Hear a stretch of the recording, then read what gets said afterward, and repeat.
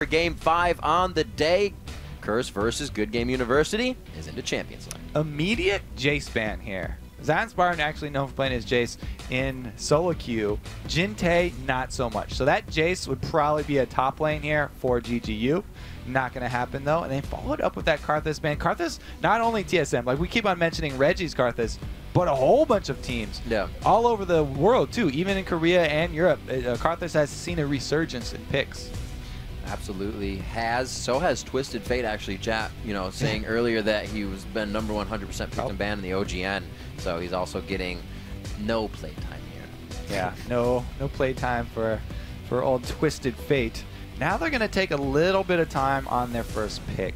It's pretty easy to plan out all of the bans, but once you see the bans of GGU, then you have to rethink your strategy. This Renekton Misfortune combo has been really big for Curse. Like we said, that's Cop's favorite champion. If it's open, he will pick her. It fits him to a T. That's how he loves to go about it. And now we see a first pick, Nasus for Curse. We just saw the odd one up here. He was like, you saw those last two games. Nasus is kind of ridiculous right now. And Nintendo X was the one to choose Nasus in their last meeting, so Curse gets that one. Saint also likes the Nasus, but he also likes the Jarvan, so I don't know we've seen Nintendo X play too much Jarvan, which I was going to say we'll probably see him on one of his other champions. He does provide a whole lot of objective control. Like I said, the Dragons and the Barons just become so easy with that ultimate. His skirmishing power, not as great as a lot of other junglers. His Wither, though, is amazing late game. That scaling is very important. We do see the Elise. We're talking about how that was going to be contested between these two teams. Yeah. GGU go for it with their second pick. See what they do. Nijacky's been really liking that Kha'Zix lately as well, but we have seen Voyboy on it once. I think it was actually versus Complexity in Week 9 he did play it. Voyboy definitely an adept Kha'Zix player as well. Voyboy always really likes assassins in the top lane, and then he builds them tanky. Like he'll take the champion, so he wants his champion kit to have mobility and the potential for pulling off those kills, but most of the time he'll build very tanky. It's only on really those champions like Lee Sin, where he builds it very assassinating. He says it even himself on his stream. He's like, whenever I'm on that champion, I'm going full offense and I'm just going to start playing crazy. You know what's interesting, again, as well, Zion Spartan played Kha'Zix in their matchup the last time. So they're taking Nasus and Kha'Zix and just banning out everything they don't want them to play. So it's really kind of a TSM-esque strategy here in the picks and bans. I like that. Focusing out everybody. The cheeky mouse over brand too. Kind of a call out to TSM's last game against Curse, where TSM threw away their third ban on brand, and they're like, whatever, we don't even care what you guys choose. And then they beat Curse with that. GGU looks like they're calling their shots early, and they say, we're going to do to you the same thing that TSM did last week. Point for the fence. So we see Orianna coming in. It's going to be a safe Nintendo X as he repels in here, where they get that ball safety of the command Orianna. So we see what Elements can pick up here. He has support. Lulu coming in for himself. St. Vicious has a jungler. We're still actually looking for a possible mid or top, since Nijacky and both Voyboy play Kha'Zix. It's a very flat, fragile lineup here from GGU so far. They do have some good disengage, some good movement and pairing skills here with the Orianna and the Janna, but they don't have a lot of meat on them right now. If that is going to be a jungle Elise, then I'd probably look for them to pick up a top laner who's a bit more beefy. Nijacky has actually been bringing out some Morgana recently, and that would actually require some beef to go on the other side. You're going to have a few people diving into your face, ready to lock everyone up, and you need someone to be able to be there. So this is a very interesting strategy here from Curse. Last time we just saw Complexity talk about we like to combo the Gragas with the Kha'Zix because Gragas can split everybody up, and then Kha'Zix will go for those isolation kills. Same idea actually with Morgana, because although she doesn't push people apart, if she gets in there, uses his ultimate, everyone's going to run for the hills because they don't want to get locked in on that stun. So it's the same idea where Morgana's going to force people to spread out, and then Kha'Zix goes in for those solo kills.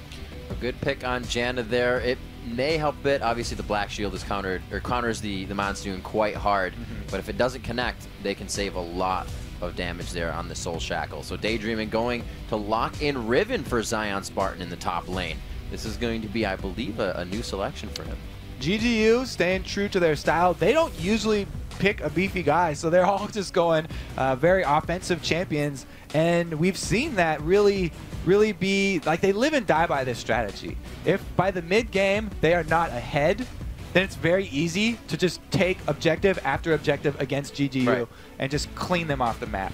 But if they are able to pull off something early game, then they try and snowball this into that late game where they have enough aura items and everyone's level 18 where they don't really need that extremely beefy guy, and they rely a lot on their skill shots and their offensive abilities to really take out the threats of the opponent before the lack of tankiness really comes into effect. You know, like to say, the best defense is a good offense. GGU really plays by that strategy. Absolutely. We see actually Nintendo X rather, and both Daydreaming going down to the Explorer Ward as well as the Biscuit. A few elixirs coming out, one for each side, and that's going to be to the top laners. We do have a teleport on Voidboy, so he most likely going into that top lane.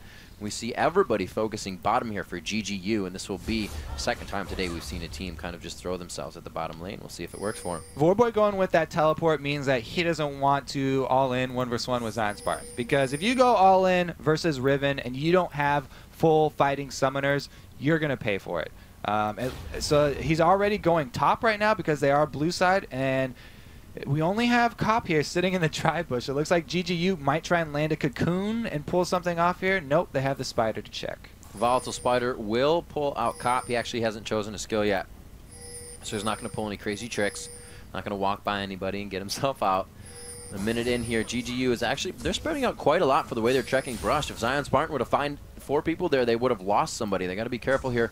Power in numbers, stick to the hit. And it looks like they're going to walk out safely. Yeah, GGU's scaling here. Having Elise pick her Volatile Spiderling instead of her Cocoon means that they were just going for that invade to get vision. They weren't looking for the pick. They didn't think they would grab a kill.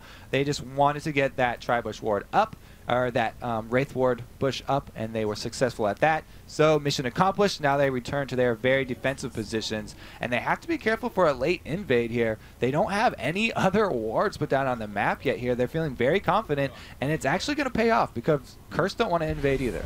And we haven't really compared it in a while, and Nijaki is really one of the last people to continue to buy it. The Flask versus the multiple pot in mid. How do they match up? And what are they looking for early late game kind of situation? Well, definitely it's you open yourself up to those early levels where the other one could all in you or something like that. I mean, Orianna, not too scary very early, especially Morgana. She's fine with starting Flask because she does have that black shield you can get to get you out of any ganks that happen early.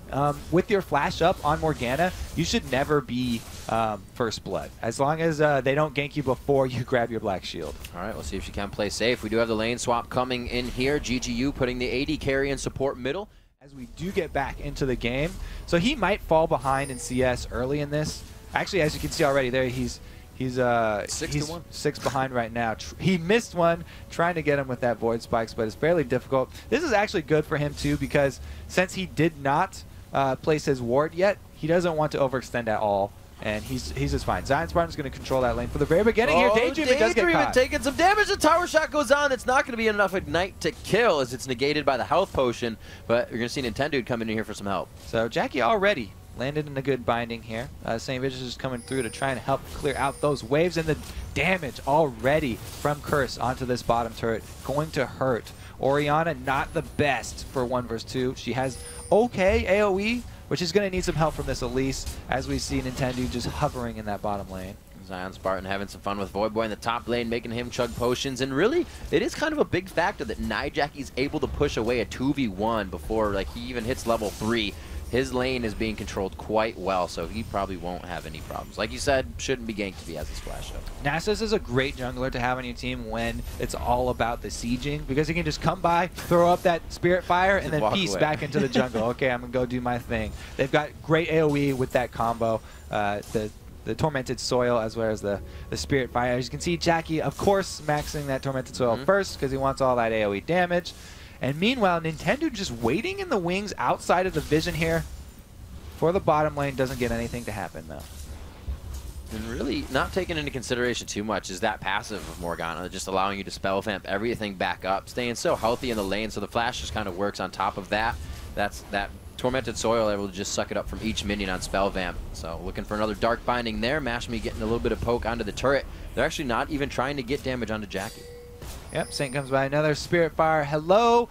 More time wasted by a Nintendo down in that bottom lane. He finally does leave, and he's looking for a little bit of an invade here. There's nothing on the red side of the jungle here. Now Jackie, he already has Black Shield leveled, so he won't really have to worry about a Cocoon coming out. He has quick enough reflexes that if Nintendo shoots out a Cocoon, he should be able to Black Shield before it lands, and it's not going to break it because it doesn't do damage. Well, he's wasted quite a bit of mana here. They may not know where St. Vicious is, but it looks like they do decide to back off. Nintendo Dax just kind of throwing in the same thing as what Saint's been doing in mid lane, soaking up some XP. Yep, Janna and Caitlyn actually really strong in the tower game here. You can see they forced Jackie back, and St. Vicious trying to stall them off now. He's great. The Wither on No Match Me, as well as the Spirit Fire to clear. Oh, it doesn't quite clear out the ranged minions. It's going to give another few hits to that turret. Missing out on some gold. Saint, he's going to have to attack somebody else's lane now. So we'll see him holding that off for Nijaki. Nijaki actually only goes back and picks up a Doran's, and we look for the Sight Stone to be created by Elements. He picks up a Ruby Crystal on the first back here from the lanes. A lot of pings going, or not a lot, but pings going down in the bottom lane saying for Dragon, making sure we have a deep ward for an engage here. And you can see Voyboy, he did his job. He stalled out the early game there. He was just getting some CS. He's a little bit behind. But he has not gone down on potions, and he hasn't paid for the advantage that Riven has with that Ignite and with the all-in capability. Zion, as soon as he hits level 6, he actually backs to go buy. I'd like to see him go for an all-in as soon as he returns, because Riven with her ultimate and Ignite and Red Pot, plus the recent purchase, can 100%. Oh, he cancels his back. Never mind. He did cancel it. I don't know what it would be for him right now. He's only got 1,200. Looks like he could get a few more waves to himself and get back with that BF sword if he wants to. You see Tier being picked up by Jinte in that bottom lane so he can keep his mana stacked up as he is just trying to fend off. Like you said, having a little bit harder of a time there than Jackie's Morgana. Voyboy biding his time because he saw Nintendo down bottom so long. He was able to save that ward, and now it's going to be he won't have to buy another one on his way back. Zion probably going to shove this wave and force Voyboy to stay here. Voyboy so wants the back. It's the third or second time he's thrown on the blue pill, and he sees Zion Spartan come out of the bush. That may finally be what he needs. 50 more gold, and Zion has his BF sword, so they're looking to get out of here, both of them, quite soon. The middle lane turret pretty much even with the bottom lane turret too. So both of these AD and support lanes doing as much work as they can, but unsuccessful. About a third left for each of them here. As soon as this Twitch gets back to lane, the bottom will take a lot more, but we have 3 people converging on the middle for GGU right now. This is going to be scary. They have Saint there. They're really just putting back on the pressure. The traps being down. Me and Curse isn't going to do anything, so I don't know. Nintendo Dax not wasting time, but not nearly reproducing anything for his team here. It looks like they may repel over and try to steal the blue out. This is a good job by Nintendo taking advantage of the vision. The only problem with this new meta of having the jungler come help you wave clear is that the other team gets vision of your jungler, and they can try and take advantage. He does finish it off very close there because he smited a little bit early. If Saint was a little bit closer, could have taken that one back. A successful blue steal there for the spider, and now he's looking top. Voyboy, pretty squishy and out of mana. Oh, that blue buff on Nintendo, very much so needed. Voyboy would love to have that right now. Oh, yeah, Cocoon's a minion and walked right in front of him. There's the damage. Voyboy gets St. Vicious, and they kind of botched this one, forced it back out. Yep, exactly the perfect word there. Mess that one up. Now, Don't Match Me going to finish this middle turret, though. They are able to shove that one in, and the bottom turret goes down. Few seconds later, Cop already with the BF sword actually has a big damage advantage over that Caitlyn because she went with those early attack speed from the dagger. Zion Spartan had enough of the top lane. Finally, they've both backed. It's going to be a tier for Voyboy. Zion does get that gold for the BF sword, so like you said, maybe he can turn that back around. The Doran's coming out for Voyboy as well, so he can get himself some HP along with his fight. That was the all-in attempt there. A little bit uncoordinated. They definitely have to work on the execution from that one. Neither of them really could take those tower hits. Like I said, this GGU team, they don't usually build tanky. They're not tanky early, especially. Really, like the only extra HP that they have are from Fortitude elixirs, and that doesn't last very long. We'll see what Zion Spartan can do with his newly formed items and forged in the top lane. Get a little bit of a push coming down here in mid. It looks like Don't Mash Me could start to close down, but Janna's not there yet, so it looks like he's just going to freeze that lane back in mid as we get some wards down onto the Dragon here 10 minutes into the game. So the CS here drawn out a little bit. Zion's still pressuring and still gaining, extending that CS lead against Voidboy, trying to bully him in lane. But Voidboy being very cautious, trying to CS with those Void Spikes. The only thing is there's a little bit of an advantage for Curse since the bottom turret is down for GGU. And they do have Nasus, which is amazing Dragon pressure. Nasus can easily take out that Dragon if left unattended. That's why GGU are doing such a good job of keeping up those vision wards and those sight wards around Dragon. We'll see Mash Me picking up a BF sword soon. Probably he's going to go back and they'll have that damage they want for the fight. The BF sword's already in the hands of Twitch. He goes ahead and spends the 1,000 that he has to upgrade Zerk boots and grab a red elixir. So objectives are looking quite good in the eyes of Curse right now as they set up for it. The Aegis starting to be purchased up by St. Vicious. We have Nintendo grabbing up his blue. When you have Elise with double buffs, probably going to look for another gank. Hopefully this time they'll be able to manage that tower aggro a little bit better. Repel is a great tool for that. You can get it off yourself the last second, but you still, Voidboy's an assassin. He has great movement speed, and he's known for turning around ganks into kills for himself. So you have to be careful anytime you are going to gank Voidboy because he's going to be looking for a kill when he gets 2v1. He's not trying to run away. Here is Curse trying to force that Dragon I was talking about. There's the ultimate from Saint. They're going to burn this one down very quickly, and Nintendo's in the base, so that's going to be a free Dragon for Curse. I was going to say, if they can actually get a good push on top lane, Voidboy would have to can teleport down to do that, but they didn't even need Voidboy to teleport down. He still got his 1v1 going on in the top lane. 95 to 75 there, so Zion Spartan is winning in the minion score realm. But it looks like they're pretty even, not on items, but just on being able to fight each other. Like you said, that's not what Voidboy wants, though. That teleport's going to keep him more passive in lane, and GG looks to put pressure on the bottom. And Nasus really benefits from these stagnant early games because he's all about farming and he's all about those objectives. His great pressure right there coming to fruition, whereas Elise is all about ganking straight from level 3. She wants to make plays happen. They haven't come here yet, and he's looking again down bottom, just waiting in this bush, but still unable to get a pick yet. Let's see if Janna is running any more AP. That Howling Gale did quite a bit of damage there to Cop, so definitely going to see if Daydreaming comes out with his usual offensive build. He has been one of the supports that loves to do that. Athene's Unholy Grail, Fiendish Codex, into Morellum Namicon, or whatever he decides.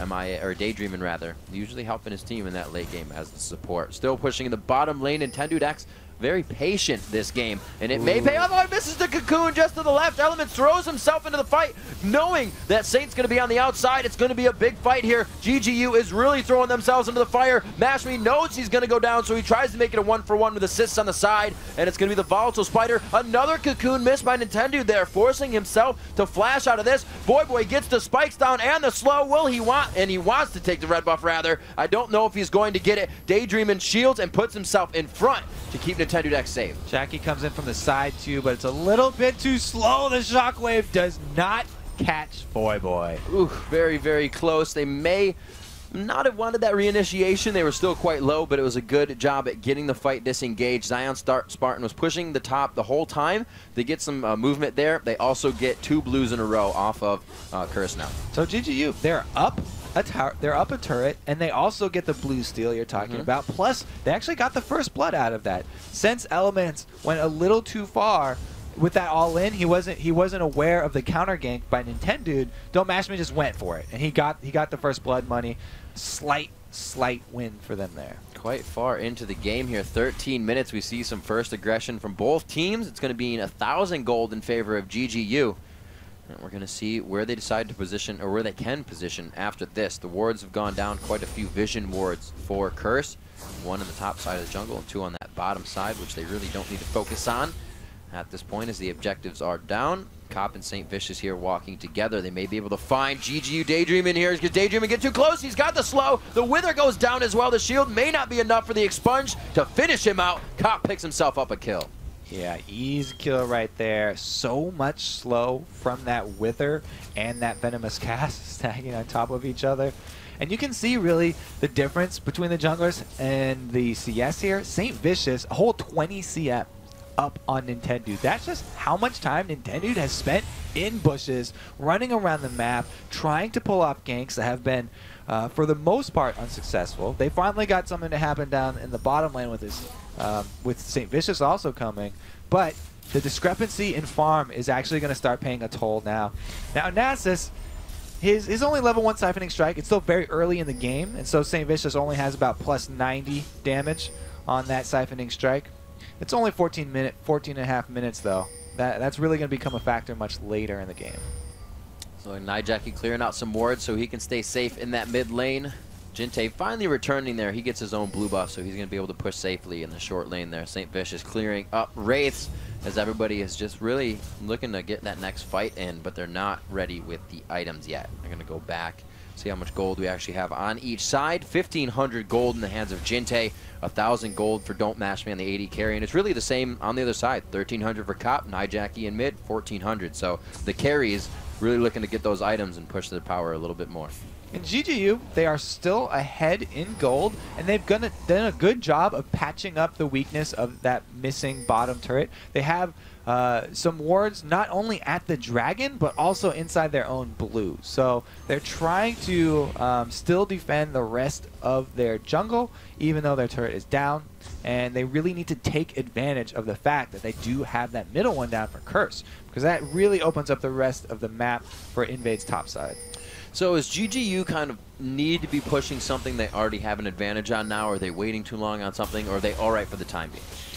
It's really, GGU needs to have the spread out fights because, like I said in the beginning, they don't build defensively early. They're all about burst damage. So they need to be the ones roaming, the ones catching out people for ganks, the ones really nabbing people off guard. In a full 5-on-5 team fight, you benefit a lot from having someone extremely tanky. Elise has an Aegis of the Legion, but her champion is not inherently tanky. She's more about avoiding damage with that repel. Whereas St. Vicious on Nasus, he's got an Aegis of the Legion, but he pops his ultimate and he gets a huge burst of HP from that, allowing him to soak up more damage.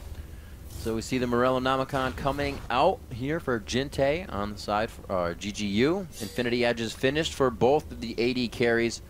And we do have quite a few pings going down. Dragon is going to be in 10 seconds. Mashme looks to cancel out a loss of a dragon here, or maybe even push the advantage if they can get to it. He may lose his life for going for this. Comp decides not to go for the kill or any damage. Yeah, he's got Daejeon right next to him there, ready to support his buddy. Looks like everybody making a move down for the dragon. They have it pre-pink warded. So the vision advantage is there. We've got Voidboy up top, and the teleport on cooldown for another 3 seconds. He is definitely waiting. You can see him starting to run down already. The dragon goes over to Nintendo. The teleport coming in for Voidboy. Nijaki quite hurt. Soul Shackle locks them up, and here comes Voidboy into the fight. The spike's not really able to hit anybody, but Curse has already cleared them out. Voidboy is really just there to boot, and it looks like he may finalize one more kill. Gets the flash in the kill. The Ignite will be saved with the shield coming out from Lulu. Mashme could go down here. He throws a trap far to the left side. They don't like cupcakes that much, and Cop finds another one. Oh, everybody on Curse getting out with little slivers of life right there. Jackie had not completed his Zhonya's. He had all the pieces, but he played like that thing was done. Yeah. He got the ultimate from Elements, and that was enough life to keep him alive for the rest of the fight. Then Voidboy, Jason down there, also gets below 50. Again, escaping unscathed. They do not drop anyone in that fight. They take a huge swing in power. Not only the kills, but also answer up with that middle turret, evening up the map control. And it's really just kind of pushing more pressure onto GGU because that fight allows Nijaki now to have the Zhonyas. Their fight engagement became that much stronger, even if it wasn't from the previous fight. So GGU really has a lot to think about coming into these engagements. Yeah, they did get that dragon because they right, had those few seconds. I mean, the few seconds that were left on the cooldown of Voidboy's teleport were so essential for GGU right there. So at least they got that global gold. And the thing is, all the kills most of the kills went to Cop there. He's at 5 kills now. Already Infinity Edge plus Zeal combo as well as a Fortitude Elixir. So the next team fight, not only are they going to have Jackie with Zanya's, but they're going to have Cop, a really, really big presence on that back line with his spray and pray. He jumped a whole 1,000 gold, 1 grand over Don't Mash Me. So right now he, like you said, sitting quite pretty on items. We'll see what they can do to pressure this bottom lane once again. And Cop sitting at, like you said, 5-0-1. KDA is still going through the roof. You're going to see who they give this one over to. Jinte looks like he's going to be grabbing it up once more. They don't have, well, they do have good wardage on their side, I should say. Pink wards for there, but they don't have any offensive wards. They don't know what Curse is doing until they get into their own side, until they get into GGU's side of the jungle, I should say. GGU really hoping for this Elise jungle to pay off by catching someone on Curse who is not by Jackie with a cocoon. Because if Jackie's nearby, he's just going to land that black shield and will foil all of their plans as Voidboy goes for a little aggression onto Zion there. Now we've got 2 people up top trying to shove that turret down. Well, they have a lot of caution going into this as well. The ward on the bottom shows them that they are 2v1, and they are more than happy to dive this. He doesn't have enough crowd control for both of them, as tanky as they are right now. So they're going to get the poke damage in, cause him to chug down those potions. He still has the elixir, so he has that ace in his sleeve if he gets real low. Riven scales so well with AD that the shield she gets, which Zion actually max second from Valor, is over 200. Oh, it's over 300 damage right now. So he's got a 320 damage shield on Valor every few seconds here. We even have Jinte coming up to defend it, but that's 5 members of Curse. And GGU smells that one coming. They just back off and lose their last outer turret. Jackie is going to put himself in the front for any other engagements coming in or disengage if they need to. 30,000 gold to 29,000. GGU is sticking very close considering it's 7-1 right now, 3-2 in turrets.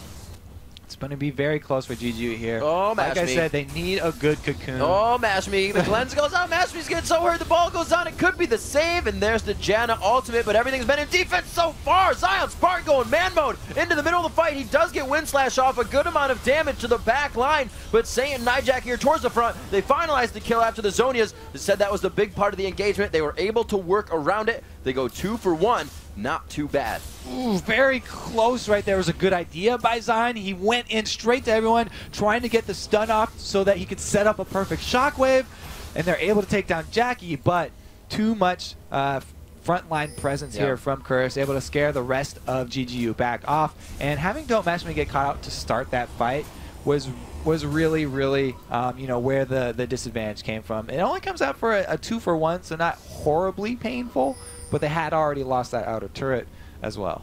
Yeah, they have 2, well actually 1 true melee on the team, and they started with the 1 range they don't want in melee. Mash Me needs to get a little bit better on the positioning for that. Being in the jungle by himself, maybe a little bit of miscommunication.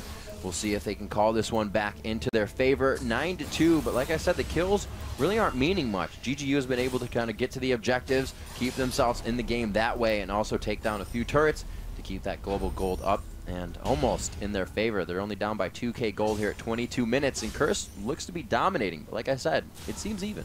Yeah, it's weird. I mean, it's really weird. You can look at it 2 ways. Since Cop has 7 of the kills, he's true. really powerful. But if they catch Cop out with that cocoon, like maybe he tries to stealth in somewhere and there's some vision for GGU, then GGU can just wipe that whole gold discrepancy off the map at the beginning. So unless Cop misplays this and gets himself into a bad situation, Curse definitely have the upper hand. But if they're able to snipe him out early, Jinte now getting caught. The shockwave does go off though. Oh man, that expunge damage is so much. Yeah, I figured it was going to take him down even right through the shield. 8-0-1. Cop cannot be stopped. 23 minutes into the game at 10-2. Curse just sets themselves up for a bushwhack on GGU. So the thing is, Cop can do that to pretty much anyone on GGU's team. That happened just to Jinte right there, but that could have easily been any one of the other members. We do see a lot of pings coming out from Saint, trying to clear out the vision around Baron, because even though it's very early in the game, he is on that Nasus, and Baron is always a threat here from Curse. It would be great for them to just bait GGU into a bad position. They could easily pick off somebody. Voyboy has his teleport up, split pushing down bottom. Still has to be careful of Zion though. Oh no, Cobb catches another one, forces the flash on Daydreamin'. He's going to be forced to stay safe in the back. Cleanse looking to come up on Mash Me, Ignite on to Jinte along with his ultimate. So the summoner spells are almost ready, and Voidboy is going to look to 1v1 Spartan here possibly. Oh, come on, do it. We could have a reverse 1v1 bottom lane where we have Voidboy and Zion here. Just some recreating a little of the action between Soaz and Wicked. Looks like they're just going to be content to farm. And Voidboy actually won't even defend that bottom turret. So that's going to be a bottom turret for GGU while Curse have control. Mash Me caught in mid. He gets the slowdown. Can Cobb get in range? He had to use the flash. The red buff wears off, and the expunge is not enough. But both flashes are used, so that plays into the next fight. You always have to be wary of that late game Twitch. He's the AD carry that can go invisible and sneak up on you. That's actually might be a good thing for GGU if they can get Cop a little overconfident and get Cop into the mindset where Cop's trying to go very deep in 1v1 people, and then GGU starts leaving vision wards around, but St. Vicious has the black shield. He wants to catch somebody. Can't. Oh, Nintendo does get caught. The black shield keeps him from getting popped up, but he eats the cupcake. Great job there from Don't Mash Me placing that earlier. Jinte taking quite a bit of damage, not in range to get hit anymore, and just that disengage of Jano right now playing huge dividends for GGU. It seems like Curse are not coming up with anything, but they keep catching out people and getting flashes after flashes after flashes. GGU is gonna run out of flashes pretty soon here. Don't Mash Me has to use his cleanse. Really? And they're taking a lot of pressure. It's gonna come down to, I don't know if he'll do it now with the Oracles, but it's gonna come down to elements that flash, that Lulu Wild Growth throwing himself into the fray and walking right out as his team decimates the HP bars of GGU. We'll have to see if they try for that engage. They really don't have any other jump-ons, but Nijaki and his flash is down, so it's going to be a slow and roll Dark Binding if it's a catch. They look like they're content to shove here. Saint actually going around the backside, taking a little free harass. Zion still pushing in that bottom lane. Voidboy can't fully engage him, but Zion is only getting a few hits off on the turret every once in a while and then pulling back out. So it's pretty even in this top and bottom siege. Curse have had enough. They're recalling. They want to group back up. Bulwarks are finished, and we're actually getting a Sightstone on St. Vicious as well. I think this would be the first time he brings that out. The first time for a Sightstone on the jungler for Curse, yeah. I mean, they want to keep that map pressure. It's a pretty good buy here. They've got the Oracles, and it's very cost efficient to go with one of those Sightstones if you want to keep up all the wards. Not a lot of people on Curse buying solo wards. So, you know, it's pretty good investment there, going for the long haul. Curse don't have to rush anything, so they'll definitely grab that one up. I know we've seen some in this super late game, but coming out here 26 minutes, looks like Saint wants to buy himself up that Sightstone. 10-2 here, 39,000 to 37,000 as GGU still keeps that as it goes up. They keep that deficit at 2,000. And they're looking now to pressure the mid lane. Pink ward's going down all over the place. I believe Oracles may still be up for elements. He does have it as he sweeps over that Baron pit right now. And Daydreaming has one as well. So these guys looking to clear out and go for the Baron Boogie. Saint also picked up a Kindle Gem on his last back. That is one of the best items for almost every single jungler right now that's popular, because they all scale so well with cooldown reduction. Nasus, if you think about it, that's the best possible stat that he can scale with. He doesn't get that much out of AD. There's not a lot of scaling there. And his AP, really, the Spirit Fire and the Ultimate, it doesn't help very much. The best thing is to be able to use all of these really strong abilities more and more. That's really the only thing that you can scale Wither with is cooldown reduction, so you can keep up Wither more, and you can use your Ultimate more. You just want to be able to use all your spells all the time, basically, is what we're saying about Nasus here. We'll see if he can get to that state. Zion waiting out in the bottom lane here to see if Voyboy pushed any more. He finally had enough of it. He did get that Guardian Angel for himself. So we'll see how that fares for them in these game fights coming up at 28 minutes. It is going to be a long one at this point. At this point, both teams are going to at least get 2 or 3 of their spell rolls off in their kits. So it's going to be who can do it better and who has that positioning. Shockwave can really turn a fight around, but so can Soul Shackle.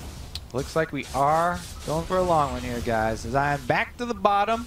Rest of the team up top. We've got the 4-on-4 up by there. The only thing is, Voyboy teleport option is open. Curse doesn't have a really reliable means of snagging someone, though. They just have to hope for a Jackie binding. The Wither hasn't been quite as effective as they would want with snagging someone out and forcing a fight. So if Voyboy comes up top and teleports and they don't get that catch, then Zion Spartan is going to wreck this bottom turret. And Voyboy has to be careful. Oh, man. They could go for this fight. They're trying to engage it. That one ward is really going to be the death of them. Now they finally get it. That is usually the way it goes down. But look at this two-man sneak going on. They don't have coverage, and they have to know that Comp isn't there to start dealing the damage. But what can GGU do about it? That Baron is going to go down. Saint may not be able to initiate with his team after this. So it's going to have to be slow here for Curse if they want to get out alive. Yes, they're just going to back. It was a really strong sort of poker mentality move there from Curse because they had been playing that catch game for so long. That was like 5 minutes straight of poking around in your red side jungle. So there was no reason for GGU to think that Curse were actually doing the Baron. It was very good bluff. They finally did it, pulled it off with those two people. Elements and Jackie doing a good job keeping the rest of GGU busy, and it's a Baron for the bottom turret. So it wasn't exactly first because they had been playing that catch game for so long. That was like 5 minutes straight of poking around in your red side jungle. So there was no reason for GGU to think that Curse were actually doing the Baron. It was very good bluff. They finally did it, pulled it off with those two people. Elements and Jackie doing a good job keeping the rest of GGU busy, and it's a Baron for the bottom turret. So it wasn't exactly free, but as a really good trade. Absolutely. 20. That's not 29. 293 is how you say it. It's going to be the amount of CS for Don't Mash Me to 235. That top lane is 276 to 254, so a good discrepancy there in favor of GGU, and really could be a lot of where their gold is coming from. With that Baron, it is going to make that 2,000 gold split into a 4,000 gold split finally. But I don't think it's really going to hurt. Positioning of the team has not been ready for these engagements. Yeah, it looks pretty bad for GGU in the end game. Like they are seeing this 10-2 and this Baroned up Curse coming down middle, but they have a very, very key item here where Zion's got his Guardian Angel. So the lack of tankiness is actually made up a lot right there. Since he's got full offense, he's going to jump right into the middle of Curse, being able to put out a lot of damage, hopefully get Shockwave into a very good position for Jinte. And they can actually put out a lot of very good AoE damage, especially on a turret dive from Curse. GGU still have a pretty decent chance here. Only 5k gold behind. They still have a good pink ward here, actually, because if they do catch out Cop, like I said, that's always the best possible situation. And as much as we say, you know, GGU is in this, the next fight could mean a huge swing. If they all 5 go down without being able to make an impact on Curse, without being able to hit those health bars, and they start losing turrets, this evenness that is still somewhat there is going to be quite lost. This minion wave coming in, Curse was able to take down mid-turret with that Baron buff without really any push off or contest from GGU. They might be able to do it here on this inhibitor. Yeah, no amount of tankiness is going to make you tanky enough to withstand Cop right now. He's got his Last Whisper on top of the Infinity Edge Phantom Dancer combo, so what you have to rely upon are stuns on Cop. You have to keep Cop on his back foot. Keep him moving, make him use his cleanse, make him backstep, and make him use that flash so that he's not continually putting out the damage. The only problem is there's a huge, huge problem in Jackie. He's got that AoE ultimate, and he's got his Zhonya's ready. Actually looking at this distortion boots as well to get himself into situations where he can flash into that fight and really be a disturbance, cause some chaos for Curse in the fights against GGU here. GGU doing everything they can to set up defense with cupcakes and Orianna balls just in the front of this inhibitor turret. There's another one going down. He's got the full line of cupcakes, and that's one of the hardest things to break. Yeah, Zion looking for the 1v1 here. He wants some hope for his team. Voyboy not going too deep, though. Just backs right off, and he's able to keep the wave there. Meanwhile, the rest of the team, one shot at a time. Saint went cupcake hunting. They put Black Shield on Saint, and he just walked over all 3 of them. So Mash Me looking to bake some more. And really, the siege is good from both teams. We said it before. As the 1v1 may go down here, the Guardian Angel is going to give him the upper hand. If Zion Spartan can turn that off right now, I bet you they still keep going at it. Voyboy tries to get away. That flashes the wind slash. Void spikes backwards. He's going to be able to jump out of this one. Do you have the gap closer, Spartan? But it's going to be pressure on the turret. Voidboy knows he is just causing the draw here from Zion Spartan. He even has a teleport to get in with the team. It's going to be Nijaki going down there after the Zonias was used. Going to be Wild Growth onto Saint, but it's the backup and disengage after that. Jackie sacrifices his life basically right there, zoning for the sake of the turret. Rest, of course, does take that one down, but a good shockwave doesn't let Jackie leave, and they actually pick up a kill for it. That duel down bottom, though, very impressive. Voidboy escaping with that flash, barely dodging out the win slash from Zion Spartan. You got a thumbs up Voidboy on that one, because there's been YouTube videos recently of him doing the same thing on Kha'Zix in First Blood, so that play really coming out, just being able to hold very sound mechanics in a tight spot, and it keeps him alive for a team push in the top lane, very hotshot GG-esque, if you will, in the way that Curse played that one out with their push going on. Rather. Now the thing is, a free Dragon from GGU, sort of pulls them a little bit back into the game, but their base has been cracked open by Curse. They got that turret down. Now they just have to go finish off the inhibitor, but Voidboy's got some more action down bottom. No flash this time. There, he is going to want to fight this one. It could get away there. There's a wind slash. It's enough to get out that time. I figured there would be a little bit of armor there to help him out, but a two-fed Zion Spartan, 310 CS. Voidboy is kind of disgruntled about that one, but he will be back in 40 seconds. Kobe, Curse needs to make a move. Yep. For all the vision that they wanted with that site war, the site zone on St. Vicious, they weren't able to save Voidboy. He goes down for free. That's going to be a little bit of pause here, because while Curse are ahead, they need every member. They have to have at least the threat of Voidboy teleporting in. If he's not on the map, then GGU will just take it and run with it. You saw into the late game phase here of Game 5 on the day. It's going to be 334 CS for Don't Mash Me to the 283 of Cop, but Cop's play at 8-0-1 has easily accumulated that CS in terms of gold. It's 12,500 to 13,900, so 14 grand in the hands of Cop alone, and he has the most money in the game right now. Curse doing a good job here, just shoving the middle lane and then swinging up to top, up to that exposed inhibitor. Baron is up in 40 seconds, so if they pre-sweep the Baron for wards right here, then they can keep GGU blind, continue to pressure on that top inhibitor, and that's far enough away from Baron that Anasis with his ultimate, followed up by that extremely powerful Twitch, could burn down Baron for another two-man Baron, but it looks like they're going to go behind the minion waves and start on this inhibitor. The rest of GGU is here to answer. This is perfect. Spirit Fire is going to go right across GGU, and so will the spray and pray of Twitch if they can finalize it. Cop taking a bit of damage from the backside, but that is ace in the hole down, so they won't be finalizing any runaway ultimates here. It's going to have to be everything up front for GGU and their kills. Baron's been prepped. It looks like Curse is going to play that poke game now. Jackie's got his flash up, so if they want to initiate, it is theirs for the taking. And Cop being very patient on the backside. See Saint go ahead, trying to waste some summoners here, really trying to get in the head of GGU as they throw down the cooldowns. The minion wave coming out, so you can see them getting pressured back just a little bit, and they're doing everything they can to hold that inhibitor. Looks like they are. Just the whole team falling back to that Baron, for that Baron threat. They want to force GGU to come to them. Oracle's on Elements, means they're going to be able to clear out this ward, but he gets caught with a cocoon. Elements does get caught. A great black shield saves him from getting popped up, but he still takes all the initial damage there.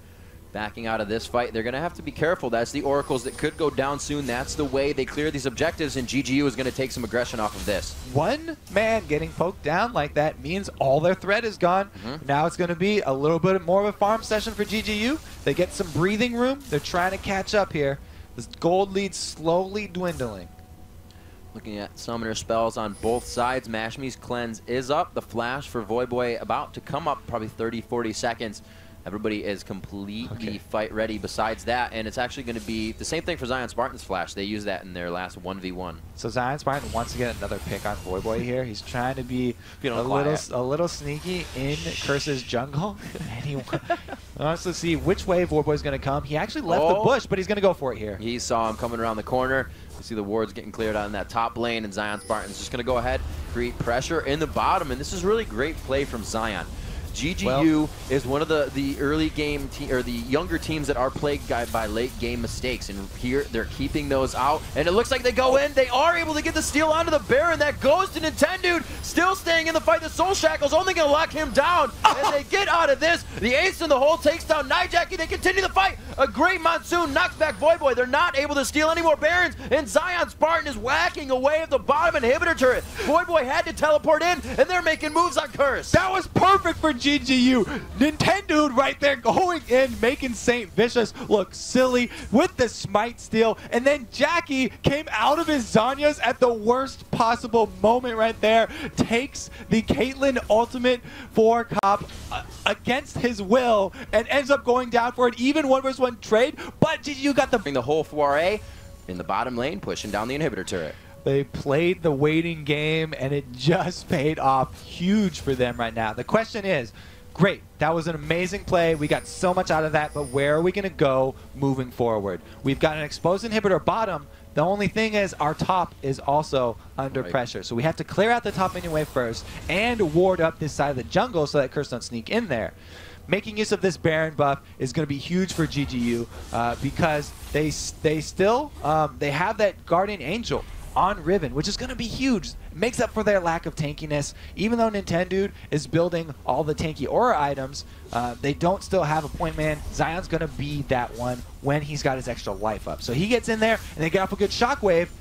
They could very well just turn this game completely around. And it kind of goes to show they finally found the fights that have been showing that we've said it's close. This game is even. They may be down 6 or 7 kills and 2,000 to 4,000 gold, but they have what they need to get in, and it is true. All of that damage is onto Cop, like we said earlier. It's not spread out amongst Curse. All right, so they choose to get the Dragon. That's a little bit more gold, but that's not going to change the game for them at this point. They need to get into this inhibitor and force the fight while they've got Baron up. Baron is going to be everything that GGU are putting their hopes on right now. They need that power boost, and they're just going to have to hope for something to kill Cop twice, because Cop has answered the Guardian Angel of Zion with a Guardian Angel of his own. Even after he goes down the first time, GGU still have to follow that up with more CC and immediately execute him so that he's not able to get that free spray and pray off. Waiting in the bush is not going to help. You did that by yourself, Zion, but your whole team is not going to do it. Curse are not going to step outside their base. They know you have Baron. They will not make that mistake. Curse is in. We are acting on your next mistake mode. This is exactly where that experience of being a veteran comes into play, knowing what to do when you're in the utmost of turtle situations. They have great siege clear, so they don't have to worry about the poke coming in. They're playing this one smart. They got the blue buff on Nijaki, so they can just spit out Tormented Soil rather, keep the minions out, and they're going to look to find GGU's mistake. I always mention it, though, at the beginning of these fights. You want to keep your eyes on Jackie when he's got his flash up, because that Morgana initiate is going to be crucial for them. Their whole team was about, you know, we need to isolate people by getting that Morgana ultimate on as many people as possible and then forcing them to spread out so that Voyboy can get to work. If they aren't able to do that, then they don't have a lot of pressure and they won't be able to keep people off of Cop. They need Voyboy to be an extreme threat. I mean, they've got 2 Guardian Angels now to answer for Zion, going a little Gambit style here. Everybody taking a bite of the cupcakes too, slowly whittling this down. But every second that they waste here is another second off of Baron buff. And that top turret going down as GGU pressures the bottom. And, you know, to add on to the fact that those Guardian Angels are there, both of those champions can also go invisible, so they can really utilize how that Guardian Angel is used.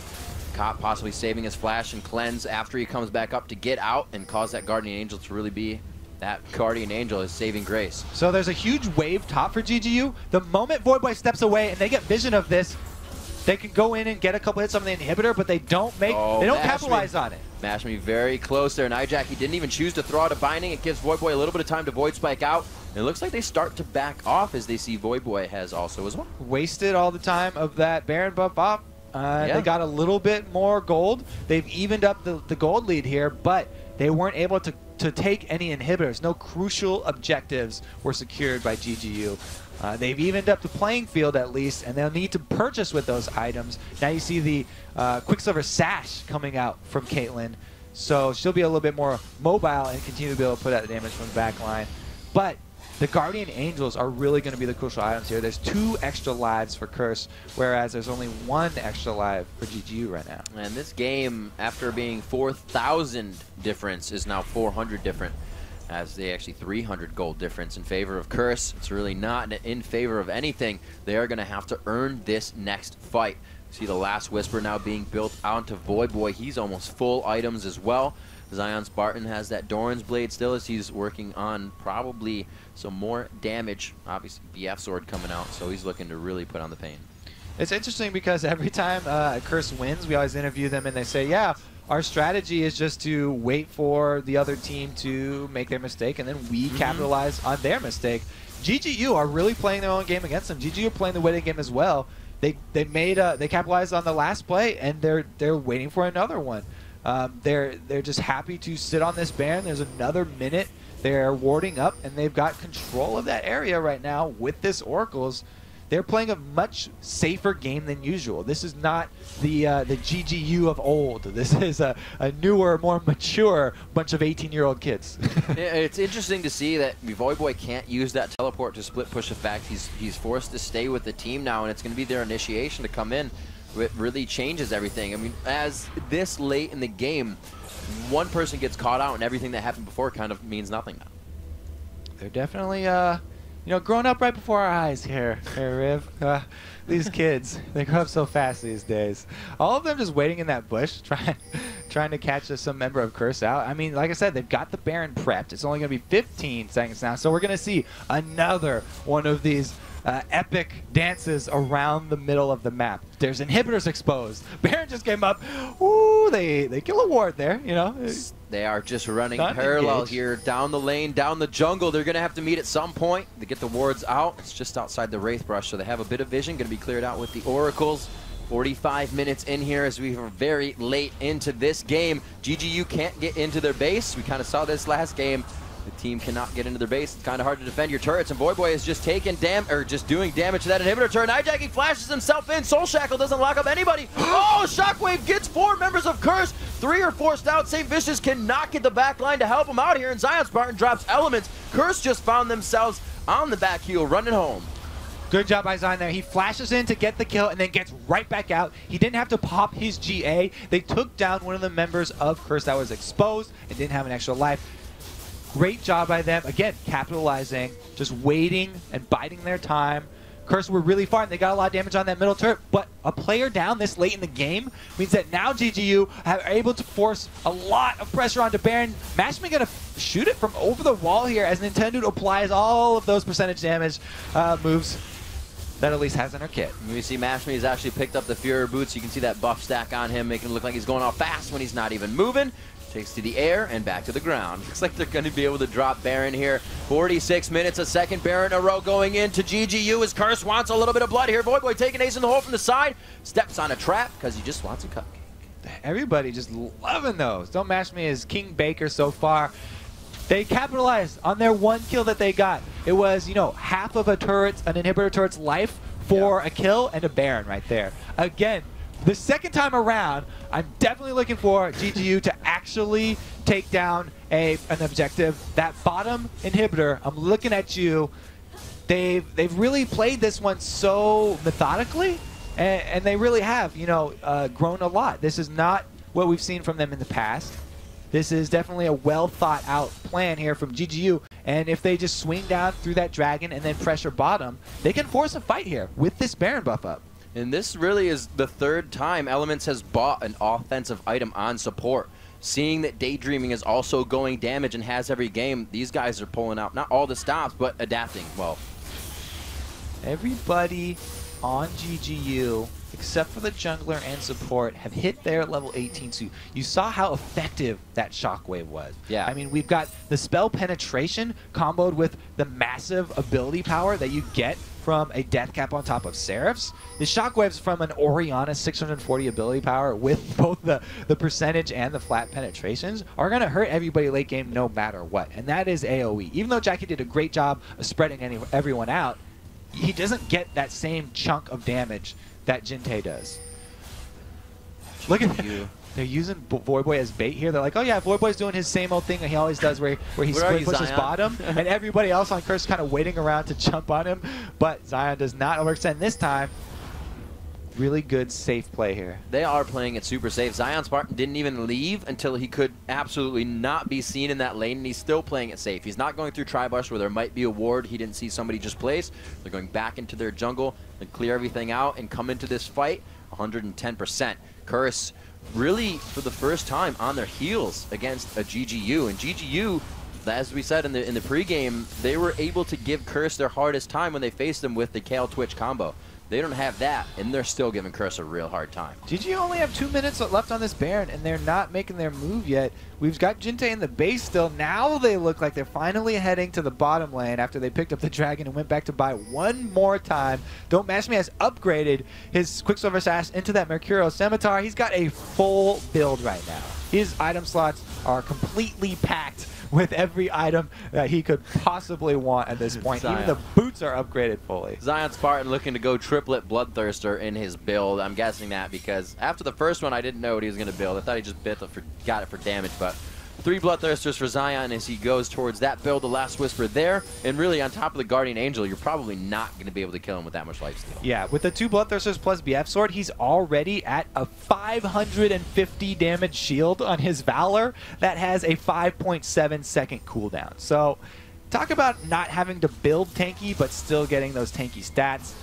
Really showing up big there. We have an imminent fight coming. So everybody who's been waiting, time to wake up. Here we go. We've got the Baroned up GGU. We've got an inhibitor exposed, and they want to force it now. Again, Jackie is going to be the focal point for Curse. He's got his flash. He wants to initiate, spread the team out. Ooh, there we have a Cocoon, almost the icing on the cake that they need to take down this inhibitor. Mashme trying to put some defensive traps.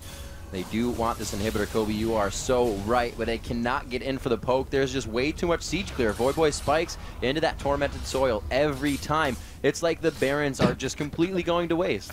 I love how, since they have Black Shield, Curse are just eating up every single cupcake Don't Mash Me can bake. Right there, Jackie grabs a couple for himself. So this late in the game is actually where the Siphoning Strike stats from Nasus come into play. He's got 243 extra damage on that. That's because he was a jungler Nasus. It's 50 minutes in, and that's not a very big number for a lane Nasus, but the jungle Nasus maxed that last, and it doesn't really stack up that quick. Still, that 250 extra is going to be doing a lot for him. The later and later this game goes, the scarier and scarier it is to have one person on your team go down.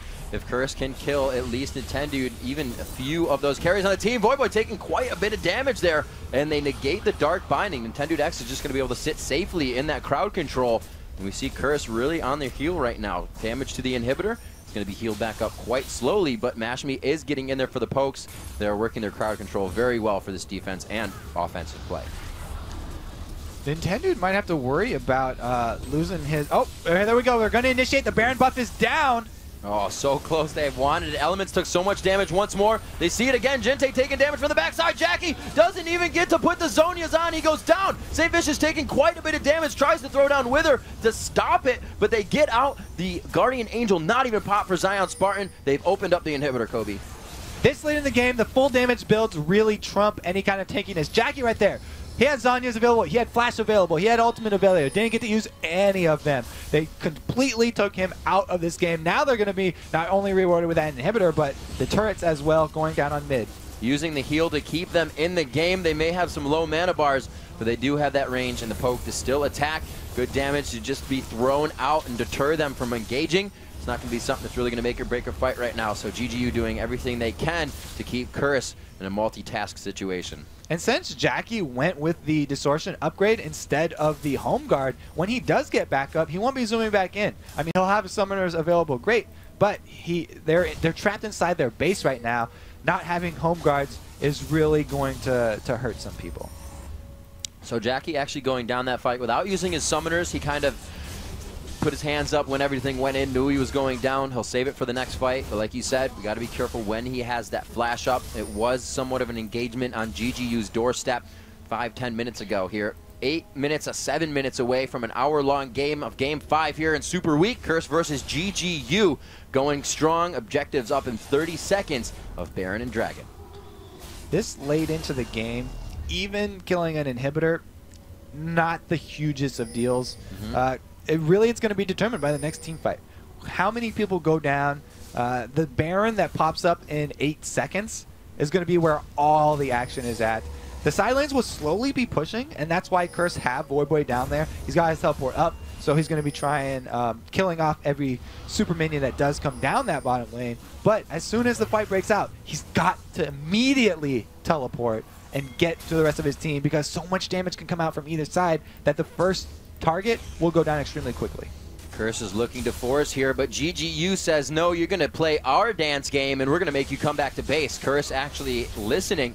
They may try to pinch from the backside, but they may as well go back to base. We see Voidboy coming back on the blue pill. They're going to try to get this inhibitor turret from the backside. Jackie does have that flash. He does have the soul shackle. I don't think they like the engage just yet. The teleport coming in for Voidboy, though. They're going to try to get right into this fight going in. Jackie forced the Zonias. I don't believe he's got his ultimate in yet. No, it's bounced out, actually. The damage onto Jackie. They can't get enough damage onto GGU right now. Jinte on the backside. We do see that Daydreamin' has gone down, but it's 3 for Curse on the ground right now. A triple kill for Mashme as he just walks himself about, picks up the kills, the inhibitor turret, and the inhibitor. The split engage from Curse did not work out at all right there. They had Voidboy coming, home guard from the middle, uses teleport to get over there. Jackie tried to engage from the back, and they're just going to keep on the Nexus turrets. Cop takes 2 shots to half health. Jackie could get a good Tormented Soil here and keep them dispersed. They can't stand in that right now with the amount of engage that could possibly come from that fountain. Cop's going to be coming back out soon. Has his home guards on, so that's going to deter them. 1 Nexus turret, though. They may stay, Kobe. There's 40 seconds, 30 seconds left on the death timers for everyone, and the Nexus is exposed. GGU may be able to pick up this game against Curse, who is expected to go 5-0 this week, and GGU takes game 5 off of Curse.